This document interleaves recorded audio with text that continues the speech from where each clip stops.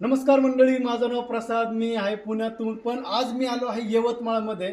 तर यवतमाळमध्ये येण्याचं कारण होतं की ह्या मॅडमला खूप सारे आजार होते आणि किती वर्षापासून होते आणि त्यांना काय काय त्रास होते हे मॅडमच सांगतील. तर मॅडम, तुमचं नाव सांगा, गाव सांगा आणि तुम्हाला काय काय आजार होते त्याच्याबद्दल सांगा. ठीक आहे. मी ज्योती कुलमते यवतमाळवरून बोलत आहे. मला चरबीची गाठ होती माझ्या अंगावर. 20 वर्ष झाले होते. मला ऑपरेशन सांगलं होतं डॉक्टरने. मी ऑपरेशन वगैरे काही केलं नाही. आणि जसं 6 महिने मी अमृत ज्यूस घेतला तर मला गाठीला त्रास काही न होता माझी गाठ निघून गेली. आणि दुसरा त्रास मला टाचेचा होता. टाचेचा हाडाचं ऑपरेशन सांगितलं होतं डॉक्टरनी. आणि इंजेक्शन घेतलं तर नसा फाटेल म्हणे आणि ऑपरेशन केलं तर नसा कटतील म्हणे. त्याच्यामुळे मी काही केलंच नाही. आणि मग मी अमृत ज्यूस सुरू केला. त्याच्यासोबत ते टॅबलेट पण घेतली मी. आणि त्या त्रास माझा आता टाचेचा पूर्णपणे निघून गेला.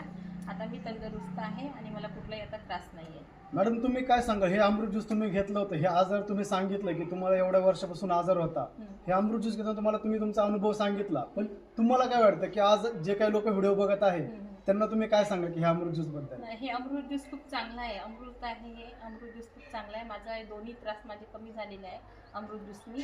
हे सर्वांनी घ्यायला पाहिजे आणि सर्वांच्या घरात असायला पाहिजे. टॉनिक सारखं आहे आणि आजार पण सर्व जाते. एका औषधाने बाकीचे सर्व आजार निघून जाते.